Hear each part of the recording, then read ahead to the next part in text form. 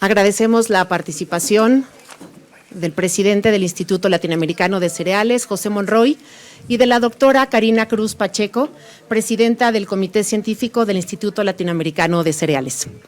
A continuación, presentaremos nuestro primer panel de esta mañana, los cereales, alimento base en la historia y en el futuro de la humanidad. Este panel está a cargo de la doctora Miriam Bertrán Vilá. Ella es profesora investigadora, titular del Departamento de Atención a la Salud de la Universidad Autónoma Metropolitana Xochimilco. Es nutrióloga con maestría y doctorado en Antropología Social y Cultural. Sus líneas de interés en investigación giran en torno a los aspectos socioculturales de la alimentación y la salud, cambios en la manera de comer en el contexto de la globalización.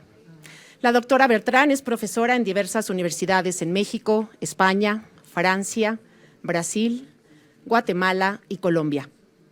Es asesora de aspectos socioculturales de la alimentación en proyectos de investigación y desarrollo en diversas instituciones académicas, en la industria de alimentos e instancias de gobierno en México y en otros países. Es autora de varios libros, capítulos de libros y artículos en revistas especializadas. Damos la bienvenida y agradecemos su presencia. Gracias, doctora Miriam. Adelante. ¿Qué tal? Buenos días. Muchas gracias. Muchas gracias por invitarme y muchas felicidades al Instituto por este lanzamiento.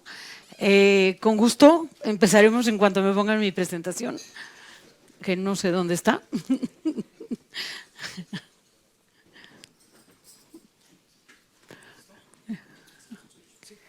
Ok. No, es que yo no sabía cuál era el switch, no importa. Ok, no pasa nada. Bueno, un poco decir mi trayectoria. Yo me he dedicado a los estudios socioculturales de la alimentación porque viniendo de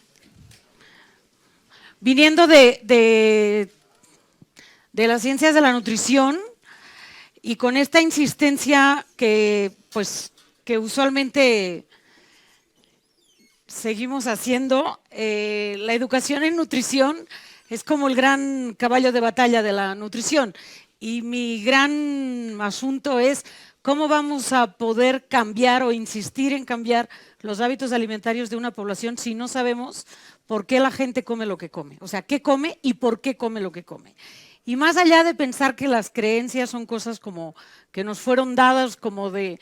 ¿no? A veces tengo la impresión de que la gente cree que las creencias culturales fue una especie como de reparto, ¿no? Que un buen día Dios, después de hacer a todo el mundo, agarró un montón de papelitos y distribuyó la cultura, ¿no? Y donde cayó, ¿no? La cultura, pareciera que la cultura es, bueno, pues nos tocó así, pues nos tocó así. No, la cultura es un proceso sociohistórico, ¿sí? Largo, que tiene pues muchos determinantes y que más allá de pensar que así nos tocó y que no hay mucho que hacer más que insistir en que la gente cambie, tiene que ver con todo un proceso estructural más amplio, ¿no?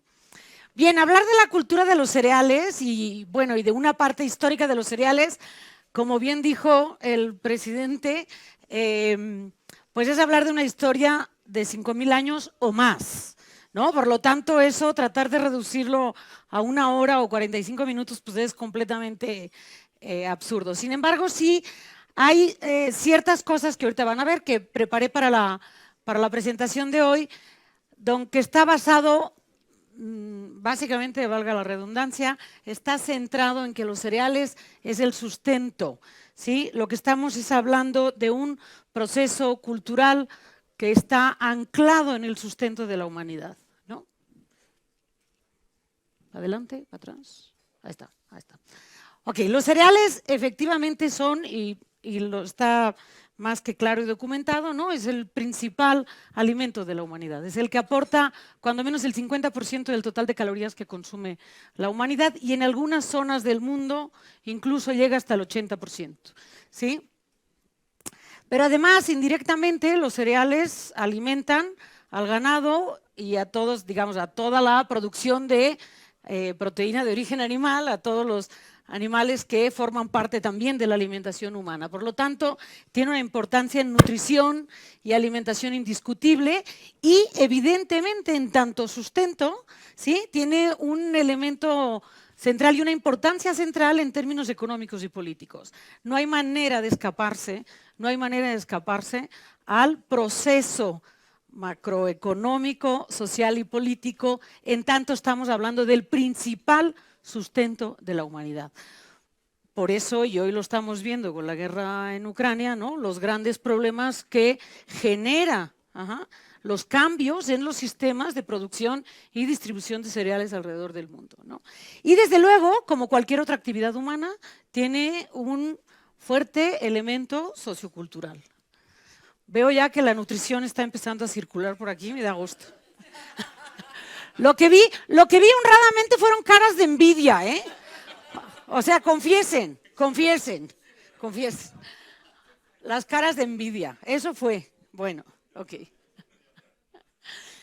Bien, en tanto elemento de sustento, en tanto alimento fundamental, evidentemente, ¿sí?, tiene un gran sustento simbólico. ¿Qué quiere decir eso? En todas las religiones, en todos los grupos sociales del mundo, hay elementos religiosos relacionados con los cereales. Por una parte, ¿sí?, porque se han desarrollado cualquier cantidad de mitos y ahora voy a explicar un poco cómo se desarrollan estos mitos y estas historias, ¿sí? Pero se generan rituales para la cosecha, ¿sí? En tanto se considera el sustento, es bastante lógico suponer que muchas culturas plantean, como en el Popol Vuh, que los hombres están hechos del cereal que consumen. El Popol Vuh lo que dice es que los dioses, después de estar probando con diferentes materiales de qué hacer al hombre, finalmente descubren que si lo hacen de maíz es fantástico. Pero en esa lógica, entonces, los dioses tienen que cuidar que el maíz se siga produciendo, porque si no desaparecerían los hombres y los dioses. Por lo tanto, esta religiosidad, pues, ¿no?, o este elemento simbólico es bastante normal y natural y es casi ya una especie de lugar común. Pero esa es una cosa que es muy importante que consideremos. Parte central de nuestro ser humano es tener toda esta serie de relaciones sociales que están sustentadas, ¿sí? Estas relaciones están sustentadas, están ancladas en una serie de elementos simbólicos que compartimos diferentes grupos, ¿no?, pero que todos los miembros de un mismo grupo comparten. Por supuesto, ¿no?, los católicos consideran que Dios está hecho de pan y que se representa en pan, ¿sí? Y que en la comunión lo que se hace es compartir el pan y el pan es compartir el cuerpo de Dios, ¿sí? Entonces, bueno, así como eso. Igualmente hay una serie de historias, ¿no?, de cómo fue creado el arroz, ¿no? Entonces son muy bonitas porque hay muchas historias que tienen que ver con la presencia de un dios masculino y un dios femenino que se juntan y en determinados momentos, pues, ¿no?, buscan la manera en que los hombres puedan tener un sustento y la mujer saca leche y de esa leche al final le sale una gota de sangre y eso se convierte en arroz y en esa planta roja. En fin, hay muchos, ¿eh? Yo estuve revisando ahora, entonces la India tiene los suyos, Japón tiene los suyos, China tiene los suyos, ¿no? Y es lo mismo en el caso del mijo. Sin embargo, en el caso del mijo lo que encontramos son más rituales relacionados con una lógica animista porque hay una presencia mucho más tribal y no históricamente de sociedades ancladas, pues, ¿no?, en la revolución industrial. Perdón, en la revolución agrícola. Bien, la historia de los cereales, como yo les decía, estamos hablando, ¿no?, de una historia que podemos pensar de 5.000 años, pero mucho más atrás, ¿no? Entonces, bueno, lo que tenemos que pensar es que la historia de los cereales, desde la revolución cognitiva, es decir, hace millones de años, cuando el Homo sapiens se instala en la Tierra, etcétera, hasta hoy, son historias o es un proceso que tiene que ver con la tecnología y el desarrollo tecnológico, el desarrollo social, es decir, la sociabilidad y la generación de sociedades y el desarrollo cultural. Lo que en la revolución cognitiva sucede es que aparecen las primeras sociedades donde los individuos se reconocen con cierto vínculo. Aparece una cosa que es fundamental en los seres humanos, que es el lenguaje. Bien. Voy a insistir mucho en el lenguaje porque incluso hoy, ¿no?, cuando estamos pensando en términos de educación nutricional o de educación, etcétera, o cuando estamos pensando incluso en marketing, en storytelling, a final de cuentas lo que estamos haciendo son historias, ¿no? Historias que se transmiten vía un lenguaje. El lenguaje es un elemento central que separa a los seres humanos, al sapiens, del resto de los homínidos y del resto de los seres vivos, ¿no? ¿Por qué es fundamental el lenguaje? Porque nosotros no tenemos la capacidad del cambio genético y del aprendizaje genético. Y la adaptación se hace vía la tecnología. La principal manera en cómo se transmite, ¿no?, la tecnología, el aprendizaje, la posibilidad de desarrollar nuevos conocimientos, etcétera, es por el lenguaje. Lenguaje y por la transmisión cultural, o lo que en antropología llamamos la enculturación, ¿no? Es decir, lo que se transmite de padres a hijos. Para eso el lenguaje es fundamental. Pero tenemos otra característica que es fundamental en los seres humanos, que es la imaginación.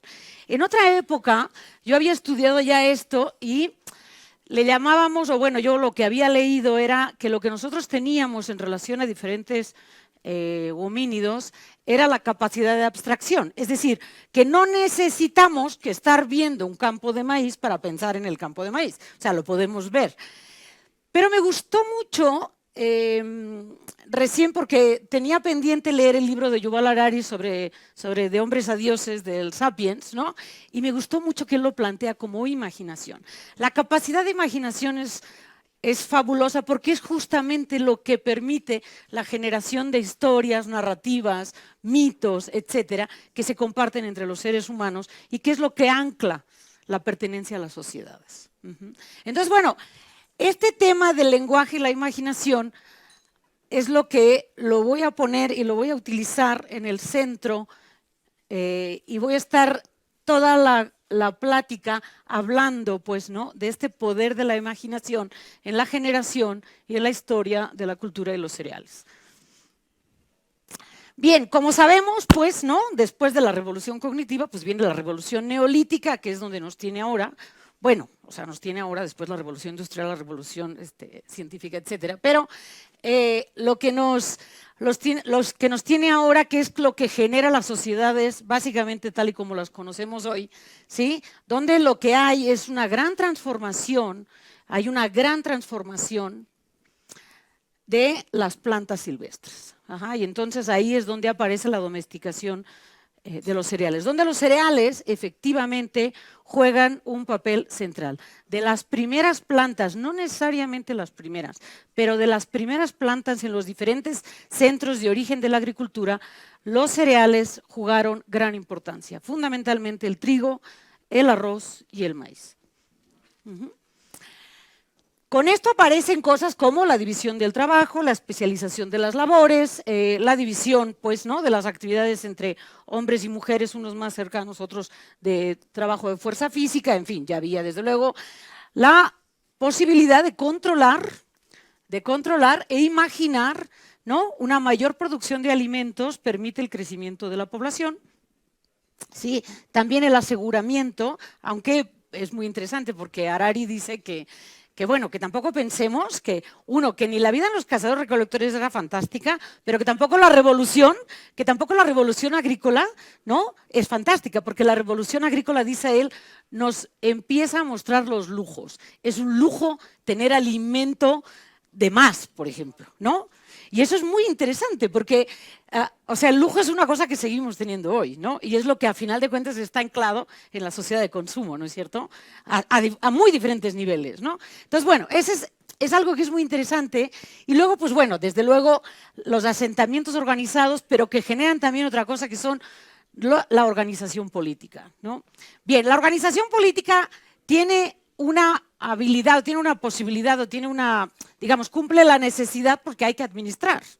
Hay que ponerse de acuerdo para administrar, hay que ponerse de acuerdo y alguien tiene que regular y llevarlo a cabo. Pero también genera relaciones de poder, ¿no? Y esas relaciones de poder también es lo que va a estar marcado geopolíticamente, ¿no?, en cómo se distribuyen, se producen los precios de los cereales, etcétera, etcétera, ¿no? Y por supuesto, la imaginación, la aparición de las religiones, primero politeístas, digo mucho más adelante, o sea, mucho más reciente monoteístas, pero bueno, la religión, pero también ¿no? La generación de mitos, de todas esas historias que anclan finalmente, ¿no?, los sentimientos religiosos. Ya me fui al revés. Aquí está, eso, ¿no? Entonces, bueno, ¿por qué es un elemento central a la imaginación? Bueno, porque a los humanos, ¿no?, nos gusta que nos cuenten historias. Y esto es muy interesante cómo lo plantea el papel del lenguaje un neurólogo que se llama Mariano Sigman, que es uno de los neurólogos más reconocidos en el mundo, un hombre, un argentino muy, muy interesante, con trabajos muy interesantes, ¿no? Y entonces dice Sigman que a los seres humanos nos gustan las historias, y que es en eso donde está anclada también la literatura, ¿no? Y nos gusta que nos cuenten cuentos y que además tenemos predisposición a creérnoslo. Pero tiene una cosa que es muy interesante, tampoco crean que somos tan... O sea, no nos los creemos, pero porque tenemos una gran capacidad de pasar de la ficción a la realidad. Y eso es un elemento fundamental de los seres humanos. Y eso es posible gracias a la imaginación. Entonces podemos imaginar, como les decía, ¿no?, una gran fiesta donde estén presentes toda una serie de alimentos, etcétera. También podemos imaginar cosas terribles, lo que le puede hacer el gluten a nuestro cuerpo. O sea, la imaginación tiene para bien y para mal, ¿me explico? Entonces, ese tema de la imaginación, ¿sí? Y es cómo se modula, cómo se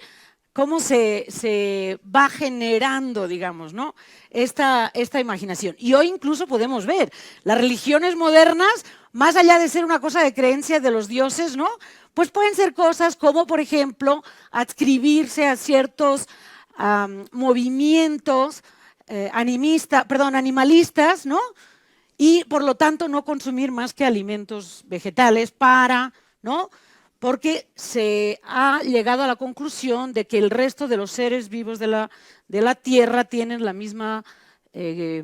mismos derechos que nosotros, ¿no? Y por lo tanto, pues no se cuida. Ok, ¿eso es real? Eso es una creencia. O sea, a final de cuentas, en el centro de todo esto es una creencia, es una convicción de que efectivamente es así y nos podemos adscribir a una cosa o la otra, ¿no? Entonces, bueno, lo que dice Sigman es que esta predisposición a creernos las historias, pero a movernos entre la realidad y la ficción, es tan humano como la predisposición al gusto del azúcar, ¿no? Y es una cosa completamente humana. Y lo que lo hace poderoso es esta capacidad de intersubjetividad, que es decir, cuando todos los miembros de un grupo comparten una historia, ¿sí? Comparten una historia y por lo tanto se adscriben, ¿no? Se identifican como parte de aquellos individuos, como parte de ese grupo que creen todos la misma historia. Ahora, esto es un tema muy interesante, porque todos estos mitos, historias, convenciones sociales, etcétera, son los que guían todas nuestras decisiones, también la alimentación, ¿sí? Entonces, bueno, cosas, digo, muy simples como ¿por qué consideramos que que el cereal de caja, ¿no?, se come para el desayuno y no lo vamos a servir a la hora de la comida? A final de cuentas tiene carbohidratos, tiene proteínas, tiene vitaminas, etcétera. Entonces, en cambio, a la hora de la comida lo vamos a comer en forma de pasta, o en forma de arroz, o en forma de, ¿no?, o sea, lo que quieran, y le vamos a poner el pan, pero según qué tipo de alimentos no van con pan, van con tortillas, ¿no es cierto? Entonces, en fin, ¿no? O como un día con los chiles en nogada, que yo puse una foto y me criticaron terriblemente, los chiles en nogada no van con arroz, Miriam. Y yo, o sea, perdón, ¿no? Bueno, o sea, me comieron en redes y yo, perdón, ¿no? Bueno, ¿por qué? Porque hay una convención social ahí, ¿me explico? O sea, hay una serie de normas de comportamiento relacionadas. Es tan absurdo o tan real como nuestra capacidad de seres humanos o como nuestra condición humana. Es exactamente igual de real, ¿no? Bueno, como yo decía, pues los cereales tienen un peso muy importante en las relaciones políticas, ¿no? Fíjense que me voy a cambiar de lado porque no veo bien. Es que no me veo a mí misma y tampoco me acuerdo de lo que dice. Bueno, sí me acuerdo, pero no de memoria, vamos, ¿no? Entonces, bueno, como yo les decía, pues no, o sea, la política a final de cuentas es lo que se necesita para administrar un gobierno y el gobierno es lo que regula el comportamiento en una sociedad a partir de una serie de normas dadas. O sea, digo, no vamos a entrar en la explicación del contrato social, ¿verdad? Entonces, bueno, Pero en este sentido, claro, si el sustento, o sea, los cereales, ¿sí?, es lo que alimenta a la población, sin ninguna duda, en la generación y el desarrollo de los seres humanos, ¿sí?, se volvió un elemento muy importante, tanto por el crecimiento demográfico como por la gestión de excedentes, como por el control de los recursos, ¿eh? O sea, ustedes saben, y de hecho hay un antropólogo muy famoso que nosotros estudiamos, Wittfogel, que lo que hace es establecer que el control por el agua en las sociedades campesinas es el elemento más importante para las relaciones sociales, ¿no? Asunto que hoy seguimos viendo sin lugar a dudas, ¿no? Y bajo la hipótesis o bueno, más bien la tesis de Wittfogel en México, en Estados Unidos, se hicieron un montón de trabajos estudiando el papel del agua en las sociedades campesinas y su relación con la ciudad, por ejemplo, ¿no? Y desde luego, pues se genera una diferenciación social, claro, porque los mitos necesitan sus representantes en la tierra también, ¿no? Y los representantes en la tierra, pues son los reyes y los emperadores, y etcétera, etcétera, ¿no? Que lo que hacen es regular, controlar, asegurarse, pues, ¿no?, que todo va funcionando, pero gestionan también los excedentes. Por otra parte, el cereal ha sido fundamental como elemento de control social. Es la autoridad, digamos, ¿no?, el que ostenta el poder político puede controlar, ¿no?, a una población a partir de suministrar o regular el acceso al sustento. Ajá. Entonces, bueno, en ese sentido, pues, está presente, digamos, ¿no?, o está presente cuando hay escasez, bueno, pues puede ser un elemento para generar una revolución, por ejemplo, ¿no?, o un levantamiento contra el poder, o al contrario, controlarlo. Y bueno, todos sabemos, en el sistema clientelar en el que hemos vivido los últimos 100 años en México, ¿no?, el poder de las despensas, la distribución de alimentos, etcétera, ¿no? Eso Mao Zedong lo hacía también en China, ¿no? Y por otra parte, bueno, pues también sabemos todas las historias de pago de tributo en especie en cereales que tenían, ¿no?, los antiguos aztecas en el control de Mesoamérica, ¿no?, que lo que hacían era tener dominado a un territorio bastante grande que, si quería protección, tenía que pagar el tributo en forma de maíz. Bueno, todos estos cereales se producen, se transforman de plantitas a cereales. Digo, no entré como en mucha explicación, pero bueno, la partecita, digamos, lo que era el origen tanto del cereal como del maíz como del trigo, pues era una plantita silvestre que viajaba, entonces la transformación hacia lo que tenemos hoy, ¿no? Pero claro, todo esto requiere, ¿sí?, transformarse para poderse comer, ¿no? Requiere, desde luego, como les decía, toda una serie de recursos, toda una serie de recursos, organización social para llevarlo a cabo, porque la siembra, el cuidado, la cosecha requiere todo esto, y también ciertas habilidades, ¿no? Y por otra parte, pues requiere ser transformado. Los cereales no se comen así nomás como nos comemos las zanahorias o otra cosa, o sea, requiere ser transformado, requiere ser procesado, tostado, moliendo, el nixtamal, que es nuestra particular manera de comer el maíz en Mesoamérica, ¿sí? Necesita seleccionarse los buenos granos de los malos granos, los que sirven para una cosa, los que sirven para otra, cocerse, fermentarse, en fin, todos los procesos, ¿no?, que pasa este proceso, digamos, o este recorrido del surco al plato. Para todo eso necesitamos una tecnología que requiere haberse aprendido y requiere generar instituciones, ¿sí?, primero muy, digamos, muy simples, ¿no?, para poderse transmitir, pues, ¿no? Entonces, bueno, en fin, todo esto va generando, pues, ¿no?, todo lo que es cómo llega del surco al plato. Ahora, insisto, la tecnología, la transmisión cultural, la generación de símbolos, etcétera, ¿no?, requiere imaginación. Pero también tenemos otra cosa, la comida no es solo sustento, también es placer. Por lo tanto, esta transformación no va a ser solamente en términos de pasar un grano de ser silvestre a convertirse en domesticado, a convertirse en comestible, sino que para que sea comestible tiene que insertarse culturalmente, ¿no?, de alguna forma. Esto requiere a su vez un proceso de imaginación. Entonces, bueno, pues ¿qué tenemos? Pues que los cereales se pueden consumir de muchas, y esto es una muy pequeña muestra, ¿no?, de cosas que podemos ver, ¿no? Lo que es un hecho es que todo se va a llevar a cabo con un proceso imaginativo, ¿no? Entonces estamos en un proceso que requiere, como yo les decía, la imaginación para generación y transmisión de tecnología, de sociedad, de cultura, ¿sí? Estos son como los tres pilares básicos que va requiriendo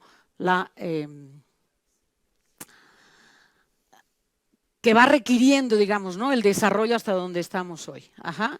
Bueno, en este proceso, como les decía, digo, lo voy a pasar un poco rápido, ¿no? Hemos tenido diferentes procesos de difusión y expansión. Entonces, bueno, de los últimos 50.000 años, ¿sí?, hemos tenido la difusión de plantas, ajá, de un lado a otro, pues, ¿no? Y esa manera de difusión en las exploraciones por la Antártida, etcétera, ¿no?, de hace 50.000 años, fueron pasando no solamente las plantas, fueron pasando gente que llevaba las plantas, que llevaba técnicas, que llevaba un montón de cosas, ¿no? Entonces, bueno, claro, en ese sentido hay una serie de intercambio de sustentos, ¿no?, de maneras diferentes de comer, en fin, y hasta que tenemos pues el desarrollo de la agricultura y de las sociedades complejas. Pero ojo, en este proceso también ha habido pérdidas. Entonces también cuando nosotros pensamos pues, ¿no?, que es en la sociedad contemporánea donde empezamos a tener todas las pérdidas y el cambio climático, etcétera, vale la pena hacer ese recorrido histórico y ver que en estos 50.000 años desaparecieron, ¿no?, muchos animales y muchas plantas, y hubo un cambio en el medio ambiente, y cambiaron la composición de los suelos, y cambiaron los niveles del agua, y cambió la fauna y la flora dentro del agua, ¿no?, y los niveles del agua, etcétera. Cosas que, ojo, el que hayan pasado antes no quiere decir que no tengamos que cuidarlo hoy, porque todo eso hoy, si tenemos la capacidad de cuidarlo, hay que cuidarlo.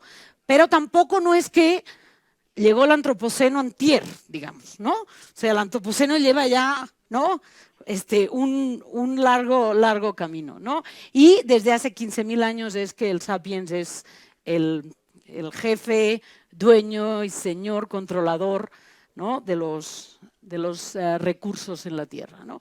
Bueno, esta es una línea de tiempo más o menos para que no se pierdan, pero bueno, no lo voy a pasar rápido, pues, ¿no? Solamente decir que, bueno, nosotros estamos más o menos aquí, pero esto sí que es verdad que estos últimos 2.000 años la cosa se ha vuelto como más complicada, y desde luego pues con la revolución industrial la cosa todavía se puso peor, y bueno, desde hace unos 50 años todavía va peor, ¿no?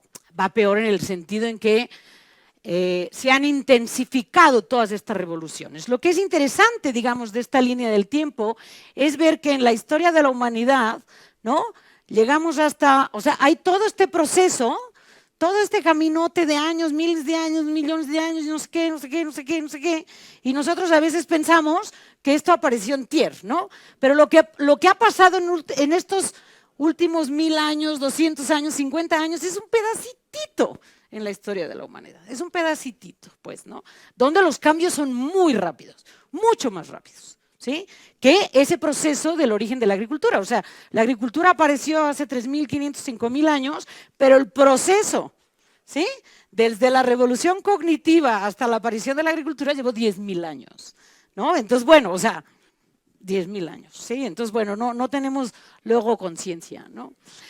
¿Cómo se genera la cultura? Yo les decía, bueno, Norbert Elias nos dice que hay un proceso civilizatorio.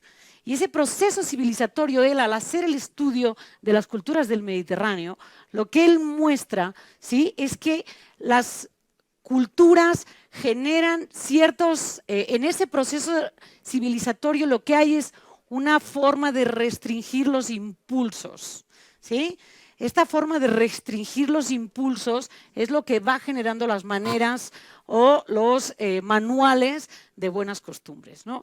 ¿Qué es lo que hace? Bueno, pues si yo, o sea, digo, es muy ridículo si ustedes quieren, pero es que es así. Yo puedo tener el impulso, ¿no?, de tener hambre, pero en este momento no toca, ¿no? Entonces me aguanto, ¿no?, hasta que toque, ¿no?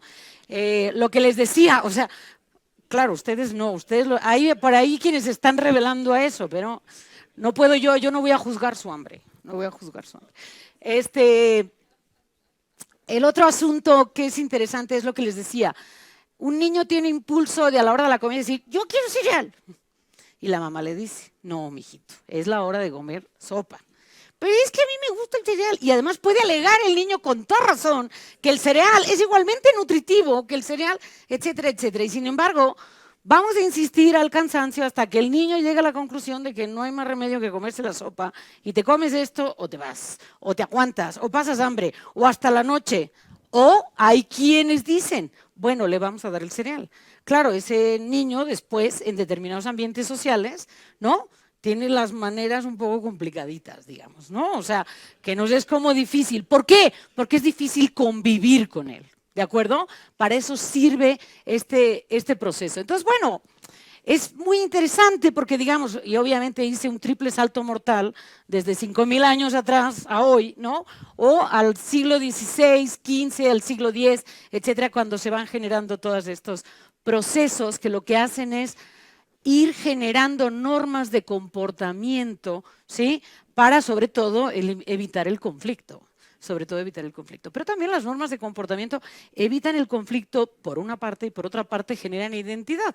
Por ejemplo, los diferentes estamentos sociales o estratos sociales tienen diferentes formas de comportarse en diferentes momentos, ¿no? E igualmente, o sea, tienen diferentes formas de comer, diferentes formas de comportarse, yo qué sé, en una fiesta, ¿no?, de mantener lo que llamaríamos el recato o no, ¿no? En fin, todo ese tipo de cosas, de saber cuándo se tiene que mantener el recato y cuándo se puede uno deschongar, por ejemplo, ¿no? Ese tipo de cosas es lo que va sucediendo en todo este proceso civilizatorio, ¿no? Y bueno, pues en todo ese proceso lo que tenemos es, digamos, en medio de todo esto que estudia ahí Elías, lo que aparece pues hace 500 años, 800 años, etcétera, es el proceso de expansión. ¿Una expansión de qué? Pues lo que vamos a tener en las expansiones coloniales, ¿no?, lo que vamos a tener es la expansión de la tecnología, de formas diferentes de sociedad y de la cultura, pues, ¿no? Generando nuevas relaciones sociales, ¿sí?, entre los pueblos colonizados y sus colonias, o en la generación de nuevos grupos sociales que son, por ejemplo, colonos ya nacidos en la zona, etcétera. Estuve yo recientemente en una tesis doctoral de una chava que estaba estudiando los manuales que los ingleses tenían para ayudar a los colonos en la India, ¿sí?, a adaptarse a la India y al mismo tiempo mantener sus buenas costumbres, digamos, ¿no? Entonces era muy interesante ver cuáles eran las normas o cómo le hacían para adaptarse al nuevo estatus o, por ejemplo, para educar. Eso era muy interesante, para ver cómo educaban al servicio, ¿no? Cómo educaban a la gente que los tenía que atender. Esa gente que los tenía que atender, todos eran de la India, ¿sí?, pero querían que les sirvieran el té, entonces había que enseñarle. Pero para eso, evidentemente, había un choque cultural, ¿no? O sea, no había unas maneras aprendidas desde el principio. Incluso, pues, hay muchos trabajos que muestran, ¿no?, cómo diferentes culturas tienen diferentes actitudes corporales, maneras de sentarse, andar descalzos, etcétera, ¿no? O sea, ese tipo de cosas. A mí, yo aquí puse una foto de un elemento que me gusta mucho, no sé si se ve bien por la luz, que es el mercado de Tlacolula. El mercado de Tlacolula en Oaxaca es uno de los mercados indígenas más grandes y más reconocidos en Oaxaca porque se juntan todos los domingos gente de muy diferentes zonas, ¿sí?, de Oaxaca y tienen mucho intercambio de productos. Pues, ¿no?, cada quien lleva, incluso llega gente, Tlacolula estará como a 20 minutos o media hora de la ciudad de Oaxaca y llega gente de la costa, que es un cacho, o sea, digamos, lo que tienen pues es hacia la Mixteca de la Costa, hacia Puerto Escondido, etcétera, pues es un recorrido importante, ¿no? Bueno, en ese mercado hay una parte, es un mercado indígena, se oye hablar continuamente mixteco, zapoteco, varias lenguas, ¿no? Y sin embargo tiene una parte muy importante dedicada al pan. Y yo siempre digo, ¿al pan? El pan no es indígena. ¿Por qué tiene esa parte tan importante dedicada al pan, ¿no? Entonces, bueno, hubo una vez que tuvimos un proyecto en toda esa zona de Valles Centrales, estudiamos por qué era tan importante el pan. Bueno, el pan era importante porque ritualmente era muy importante para determinados estratos sociales de españoles, ¿no?, que estuvieron ahí a cargo de la colonización, Ajá, y fueron desarrollando diferentes tipos de panes. Y esos panes se volvieron panes rituales, como ofrenda, ¿sí? Para diferentes rituales, como por ejemplo los matrimonios, donde lo que hay y se empieza y todavía hasta hoy se hace un intercambio de pan. En la medida en que esos alimentos son más disponibles para la población, se van volviendo cotidianos, ¿no? Y de hecho esa es la historia del azúcar también. Ese otro día lo hablamos. Pero esa historia del pan es muy importante. Entonces uno llega a Oaxaca, ¿no? Al mercado indígena por excelencia y hay una parte, un ala del mercado dedicada al pan, ¿no? Es un tema muy interesante porque lo que hace es mostrar cómo un alimento externo se inserta perfectamente, pero ojo, no es nomás porque sedujeron a los indios por el sabor, sino que es un proceso un poco más complejo, ¿sí? Que tiene que ver con diferentes grupos sociales, con la relación entre estos grupos, tiene que ver con la posibilidad de poder acceder, ¿no? A todos estos alimentos de manera mucho más fácil ahora que a lo mejor hace 200 años, ¿sí? Y bueno, pues obviamente, ¿no? Lo que vamos teniendo son ocasiones de consumo, lo que vamos teniendo son diferentes platillos, formas, y ahí están los cereales de caja de los niños que son tan felices, ¿no? Por ejemplo, mis hijos que ya son grandes, les da risa, pero cuando ayer les dije, pues voy a dar una conferencia de cereales, me dicen hoy, ¿ya te vas a tu conferencia a los Choco Crispies? Y yo, o sea, ¿qué es esto? ¿No?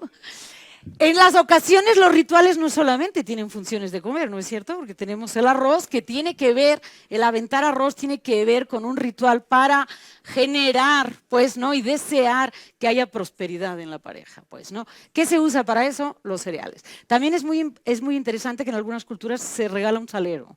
Eso es muy bonito, ¿sí? Que es que nunca falte digamos, no solamente el sustento, sino el sustento y el sabor, ¿no? Entonces, bueno, en fin, hay múltiples ocasiones y también pues múltiples experiencias. Como yo les decía, no se come solo por comer, ¿no? Pero también de los cereales se hace buena cantidad de bebidas, pues, ¿no? Entonces, en tanto sustento y elemento, producto presente, se generan cualquier cantidad de bebidas no alcohólicas, ¿no? Donde hoy tenemos una explosión, ¿no es cierto?, de las bebidas veganas, digamos, de lo que no podemos llamar leche vegana o leche de almendras o leche de avena o porque no son leche, pero le llamamos bebidas vegetales, ¿no? Pero lo que hacen es una sustitución de leche. ¿Por qué le llamamos leche vegetal? La leche vegetal no existe porque las almendras no se pueden ordeñar.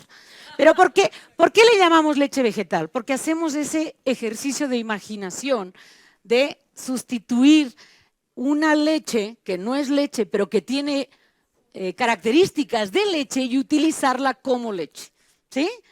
Entonces, eso es un tema que es muy interesante porque es, a final de cuentas, como en la sustitución de los alimentos veganos, ¿no? Lo que se hace es recrear la versión original, ¿sí?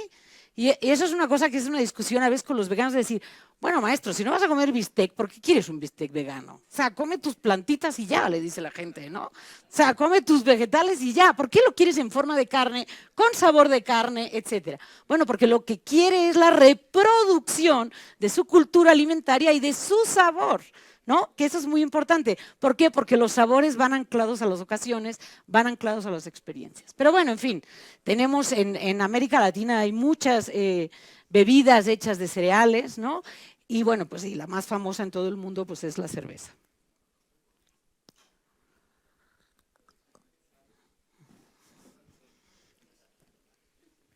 Para seguir hablando, perdón.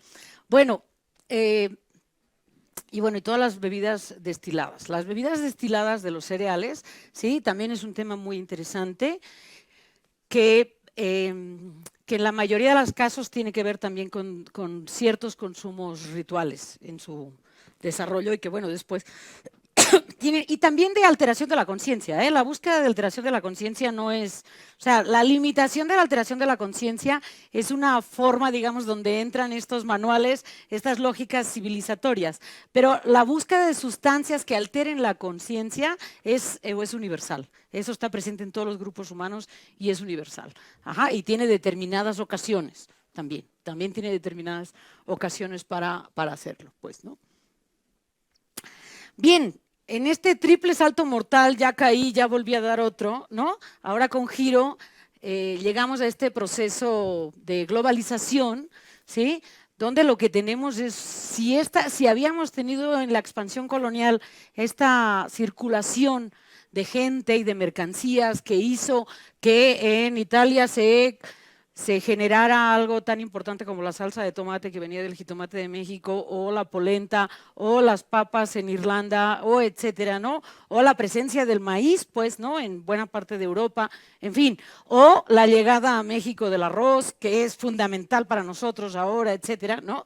Lo que tenemos con la globalización es la intensificación de todo esto. La intensificación y, ojo, la desregulación, ¿sí? Eso lo que permite hacer es que por una parte, se puedan mover mercancías de un lugar a otro de manera increíblemente rápida, sin ningún tipo de restricción, que ahora, ¿no? Ahora ya veremos para dónde va, porque bueno, entre los problemas que hay en Europa y los problemas que tenemos nosotros aquí, y vamos a ver cómo se gestiona, pues, ¿no? El cumplimiento de los compromisos de los acuerdos internacionales. Digo, México no es el único país que está incumpliendo sus reglas internacionales. O sea, en Europa hay un montón de problemas al respecto al son de la guerra en Ucrania, ¿no? Entonces, bueno, en fin. Y se están poniendo un montón de restricciones, o los problemas que está enfrentando Gran Bretaña con el Brexit, en fin. O sea, hay muchos problemas, pero bueno, básicamente la globalización lo que hizo fue explotar, digamos, ¿no? la circulación. Pero entonces lo que circula, más las nuevas tecnologías de la información, no solamente circula las mercancías, circula la gente, circulan los capitales, que es un tema que es fundamental para la expansión, ¿no? De las grandes empresas, sino que también circulan, de manera muy rápido, circulan las ideas, pues, ¿no? Entonces, esta circulación de ideas y de la circulación de ideas, de formas, por ejemplo, ¿no? En el caso de los alimentos, circulan los alimentos, circulan las ideas sobre los alimentos, circulan las formas de preparar alimentos. Entonces, bueno, pues hoy podemos, los que son más grandes, que creo que somos mayoría, se acordarán de cuando llegó el sushi a México. El sushi no era una cosa que estaba presente hace, no sé, 25 años, ¿no? Todos aprendimos a comer en palillos ya grandes, nuestros hijos no, pero nosotros sí. Sí, aprendimos a comer con palillos chinos ya grandes, bastante grandes, ¿sí? O sea, 20, 25 años, yo creo, ¿no? A menos de que hubiéramos tenido la oportunidad de hacer como el Gran Tour, ¿no? Que hacían, de hacer el Gran Tour que hacía, ay, ya van varias veces me voy a pegar. Bueno, de hacer el Gran Tour, de haber viajado por el mundo y haber ido, ¿no? A Japón y a China, etcétera, ¿no? O a lugares donde había mucha presencia. Pero bueno, los restaurantes chinos, cuando yo era chica, comíamos con tenedores, no comíamos con palillos, ¿no? En fin, todo ese tipo de cosas. ¿Qué es lo que permite toda esta globalización? Lo que permite es imaginar mundos diferentes, ¿sí? No solamente podemos en esta capacidad de abstracción, sino que cada ocasión de consumo puede ser una oportunidad de imaginación de paisajes culturales efímeros. Porque incluso son efímeros y cambiantes, o sea, nosotros podemos ir a comer comida mexicana en un restaurante en Nueva York y entonces ahí va a haber alguien que está recreando un paisaje de la comida tradicional mexicana, whatever that means, desde luego, ¿no? Una comida tradicional mexicana y está recreando un paisaje. Va a salir de ahí, se va a ir a una cadena de café, ¿no? Y va a recrear un mundo italiano pidiendo un super espresso así chiquitito, no sé qué, ¿no? O sea, si me explico, tenemos la posibilidad, lo que nos permite no solamente el viaje continuo, la circulación continua de los alimentos, sino la circulación continua de las ideas sobre los alimentos nos hace imaginar paisajes diferentes, ¿no? Que bueno, pues que tienen esto, ¿no? Experiencias efímeras, aunque sin referencia de espacio ni tiempo. Esa también es una realidad, ¿no? O sea, por eso yo les decía, va a comer comida mexicana y entonces cree que es una comida, por ejemplo, le dice que es comida prehispánica, ¿no? No tiene referencia ni de lugar ni de tiempo, ¿me explico? Y es lo mismo cuando nosotros vamos a comer comida de otros lugares del mundo, ¿no? Que no tenemos, es que es ni siquiera, o sea, en la Ciudad de México hay restaurantes de comida prehispánica. Y hay muy pocos estudios hechos sobre la comida prehispánica, por ejemplo, ¿no? Entonces, todos son como grandes procesos de invención de qué es lo que creemos que comían. Y usualmente es acaso lo que se comía que está en algunos códices y normalmente es de los emperadores, etcétera, ¿no? No era la comida cotidiana. En fin, hay muchas formas de demostrar esto. Y bueno, pues, ¿no? Lo que vamos teniendo pues en la alimentación contemporánea pues es una serie de flujos de información, paisajes, ¿no? Y generamos en este proceso, ¿no?, de imaginación estos paisajes, pero con elementos a menudo yuxtapuestos, ¿no? Entonces, por ejemplo, el asador primitivo, ¿no? O, por ejemplo, este pan de muerto, ¿no? Con una caja hecha de flores en cempasúchil, que lo que hace es yuxtaponer, digamos, ¿no? Se puede imaginar que tanto la caja como los huesitos son de plástico hechos en China, o sea, ¿no? Eso es, ¿no? Es parte de lo normal. O los puestos de feria de pan en el mercado, en los mercados de feria, que tienen pan tradicional, que yo digo, ya me perdí, ¿la tradición era indígena o era colonial? ¿No? Que me lo expliquen. Pero además ya tienen pizzas, ¿no? Entonces, todo eso, esto está presente en toda nuestra cultura alimentaria. La cultura alimentaria contemporánea es así, es una especie de gran caleidoscopio que continuamente le vamos dando vuelta y hay un montón de piezas, ¿no?, que se acomodan de forma distinta, pero no solamente eso, sino que esas piezas incluso algunas entran y salen, ¿no? O sea, es un caleidoscopio que se va como alimentando y luego otras piezas se van, ¿no? Como si tuviéramos varios caleidoscopios que se van como juntando. Y desde luego hay cosas que se van innovando, ¿no? ¿En dónde estamos hoy en términos de los cereales? Por supuesto que, aquí que le falta una S, ¿no? Por supuesto que los cereales siguen siendo el sustento, pero también hoy la alimentación tiene que ser sabrosa, placentera, satisfactoria, y el principal elemento para decidir qué comer tiene que ver con el gusto de las personas, ¿no? Y eso todos los que nos dedicamos al tema lo tenemos bien grande. Pero también hoy, ¿no?, tenemos perfectamente bien documentados real y simbólicamente, ojo, real y simbólicamente todos los riesgos nutricionales, ¿sí? Algunos son reales, pero en el desarrollo y transmisión cultural de los riesgos nutricionales y de los riesgos del medio ambiente se van generando, ¿no? Y la compañera que presentó el comité científico lo dijo muy claramente, ¿no? Las redes sociales, etcétera, van transformando, ¿no?, en diferentes historias determinados riesgos. Ahora, ¿hay riesgos reales? Sí, efectivamente los hay, ¿no? Y hay riesgos humanos muy serios, ¿no? Las decisiones alimentarias cotidianas se debaten entre eso, entre el placer y el riesgo, entre el gusto, ¿no?, y lo que puede ser riesgoso, en términos, por ejemplo, de intoxicación o en términos de, ¿me comeré estos tacos en la calle, sí o no? ¿No? Y entonces uno ahí está, ¿no? Y para tomar esa decisión acaba diciendo, bueno, ya, sí, porque me lo recomendó mi tío que dice que ha comido aquí toda la vida y nunca se ha enfermado. Ya, gestionamos el riesgo, ¿no es cierto? Gestionamos el riesgo. ¿Qué otro riesgo podemos tener? Ah, no, pues que la gastritis. No, espérate, la gastritis. No, pero ahí traigo un remedio, ¿no? Entonces, ¿por qué? Porque quiero el placer de los tacos y tengo la posibilidad de gestionar el riesgo, ¿no es cierto? Entonces, eso es todo el tiempo. Igualmente con la alimentación de los niños. Les doy gusto, pero tanto azúcar no es bueno, pero les doy gusto. En fin, todas esas negociaciones suceden cotidianamente, ¿no? Y todas esas decisiones suceden cotidianamente con todo este paisaje enorme de mercancías e información, ¿no? En fin, todo esto es como lo que se tiene que poner. Efectivamente, como les decía, estamos en un problema geopolítico que tiene que ver con todos los insumos para la agricultura y todos los sistemas de distribución. Y bueno, pues en México nosotros hace unos meses, incluso hicimos un seminarito, lo pueden buscar en YouTube, sobre el impacto de la violencia en México sobre la cadena alimentaria, ¿no?, que no es un asunto menor, ¿no? Y bueno, y por supuesto todo lo que tiene que ver con el abasto y los precios de los cereales, ¿no?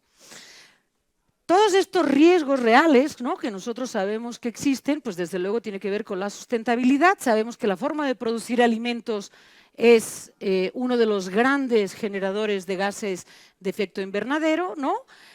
del calentamiento global y de los efectos, los impactos sobre la biodiversidad.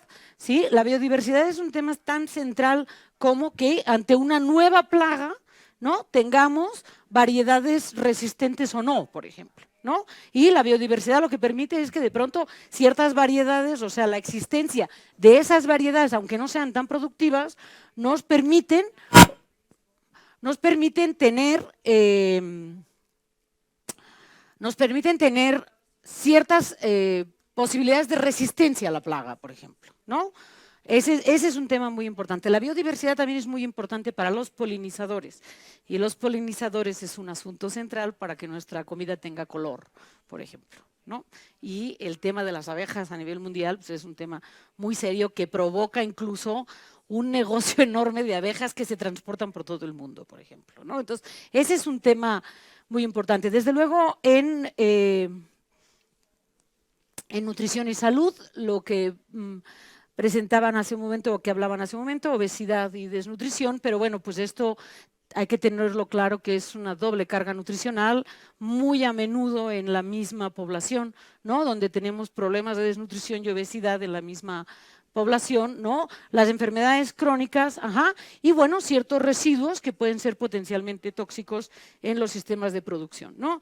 Y luego, por otra parte, pues los problemas de inseguridad alimentaria, sabemos, ¿no?, se agudizó con la pandemia, se agudizó con la guerra de Ucrania y la crisis global que hay ahora, ¿no?, que hay un sector de población que no alcanza a tener acceso a los alimentos todos los días y que no alcanza a tener ni en suficiencia, y a veces sí en suficiencia, pero no en suficiente calidad o en adecuada calidad, lo que significa que va a tener, ¿no?, esta población una doble carga nutricional. Entonces, bueno, estos son como nuestros grandes riesgos. Por supuesto que la manera en cómo los gestionamos, ¿no?, tiene que ver con sistemas políticos, económicos, que no dejan de ser un sistema determinado de organización social y de relaciones de poder, ¿no?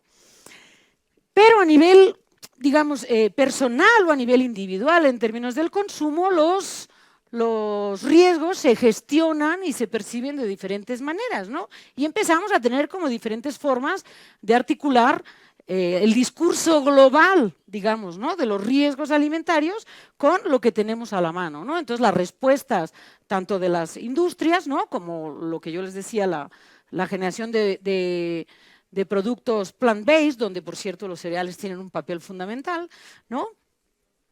Pero bueno, pues perdón, ya me equivoqué. Todos estos movimientos veganos y, bueno, pues esta idea de los alimentos orgánicos, que es quizá como el antepasado, ¿no?, de los alimentos, de la alimentación sustentable, ¿no? Primero es los alimentos que dan bienestar para mí, luego los alimentos que dan bienestar para mí y para el planeta, digamos, ¿no? Entonces, bueno, todos estos alimentos, y bueno, pues esta idea de que hay que volver a lo tradicional, ¿no? Porque en el imaginario, pues, ¿no?, en el proceso de imaginación, lo tradicional es bueno, es sano, es limpio, es justo, nos va a salvar de todos los males, ¿no? Lo que es paradójico, ¿no?, es que lo tradicional se ha vuelto una tendencia moderna contemporánea, ¿no?, al grado, pues, ¿no?, que tenemos, pues, panes particulares como el pan de masa madre, que lo que tenemos es como una elitización del sustento, elitización de lo tradicional, ¿no? Entonces, hoy pues hay determinados espacios, incluso determinadas marcas tienen su pan de masa madre, ¿no?, su pan tradicional, etcétera, ¿no? Todo eso genera, quiero insistir, ¿alguien sabe cuál es la diferencia entre digo, obviamente me quiero imaginar que ustedes sí, ¿no?, porque son del gremio, pero ¿realmente la gente sabe cuál es la diferencia entre el pan de masa madre y el otro? No sabe, pero, ¿no?, hay todo un proceso narrativo, ¿no?, que cuenta cuentos, creíbles, en donde el pan de masa madre es tradicional, y si es tradicional es bueno. Claro, yo muchas veces con la gente de sustentabilidad les digo, es que a mí me encanta, pero ¿hay alguien que esté revisando el control higiénico? ¿no? O sea, porque digo, o sea, hay alguien que esté revisando el control higiénico de esa carne de cerdo que no sé cómo estuvo producida, ¿no?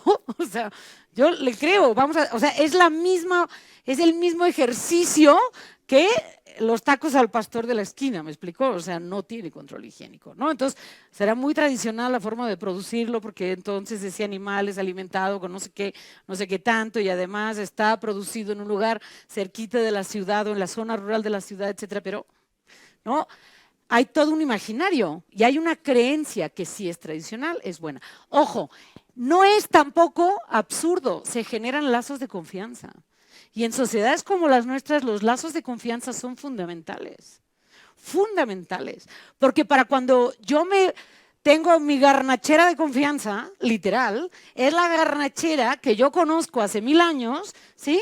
Y que es la señora que yo sé que es limpia, ¿no? Y todos aprendimos que si cuida el dinero con una mano y con la otra atiende, o que si no sé qué. No es cierto, aprendimos todas esas cosas, ¿no? Aprendimos cómo generar confianza en la comida de la calle. ¿Cómo generar confianza? La generación de la confianza, hace mucho tiempo que yo empecé a trabajar con los industriales y lo aprendí. Uno de los grandes problemas que tiene la industria de alimentos es cómo asegurarse que van a confiar en ellos, ¿no? Pero eso es un gran problema que tenemos todos. O sea, ¿por qué confiaron en mí hoy? ¿No? Pues bueno, no sé. Bueno, no, sí sé. Pero ¿sí? Bueno, pero bueno, en fin, todo lo que es, ¿cómo definimos lo tradicional? No hay manera, la tradición es un invento moderno. Es en el proceso de la modernidad que se inventa lo de antes, ¿sí? Entonces, la generación de la tradición hoy, pero fíjense ustedes en el mercado, ¿no? Cómo encontramos determinados productos, ¿sí? Que dicen claramente alimento tradicional, ¿no? Y si es tradicional es bueno. Ajá. ¿Cuáles son nuestros grandes retos para el futuro? Pues pues los objetivos del desarrollo sustentable, ¿no? La dieta sustentable, generar formas de producción de alimentos sustentables, ¿no? Que los alimentos lleguen a todos, ajá. Que las historias sean creíbles y generen confianza y sean reales, o sea, tengan sustento, ¿no? Tengan sustento, que es parte de lo que estaba diciendo, pues, ¿no? Que lo que dicen los organismos internacionales se convierta en realidad, que haya un compromiso global real, ¿no? Que haya una gobernanza, ¿sí? Sobre los sistemas alimentarios de manera que garantice que todo el mundo tenga acceso a una alimentación suficiente y de calidad y culturalmente adecuada y que pueda escoger libremente y no solamente en función de lo que tiene presente y lo que puede pagar, ¿no? En fin, pues que digamos, nuestro gran reto es que la alimentación forme parte de una vida plena del ser humano, ¿no? Ese es parte de nuestro objetivo o nuestros retos, pues, ¿no? Pero bueno, al final de cuentas, lo que tenemos enfrente, pues, ¿no? Es ¿cómo vamos a hacer todo esto? Pues el futuro de los cereales tiene que pasar por la imaginación, ¿no? Por la imaginación tecnológica, por la imaginación de una sociedad determinada, por generar historias que historias que tengan esta característica de intersubjetividad, en donde todos, ¿no? Nos vayamos sumando a todo esto, pues, ¿no? Entonces, bueno, necesitamos garantizar, pues, y hacer innovación hacia la sustentabilidad, ¿no? Hacia la gestión de los riesgos, ¿sí? Y hacia la gestión de confianza en lo que tenemos enfrente para comer, asegurándonos que es para el bienestar para todos, pues también para el planeta. Desde luego que tenemos muchos elementos, digo, aquí solamente puse uno que es uno de los temas, ¿no? Desde luego que la microbiota todavía es un tema del que vamos a aprender mucho, mucho más. O sea, apenas sabemos así chiquitito,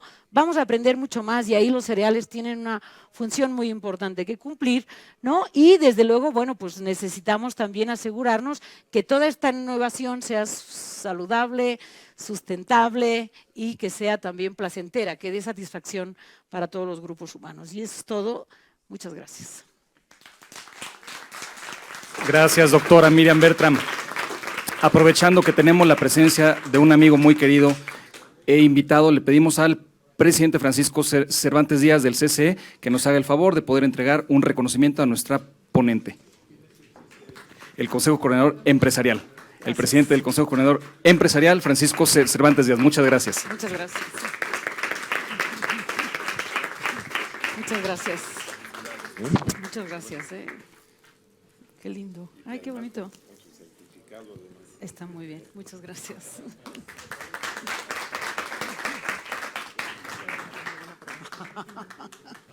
La panza es vida.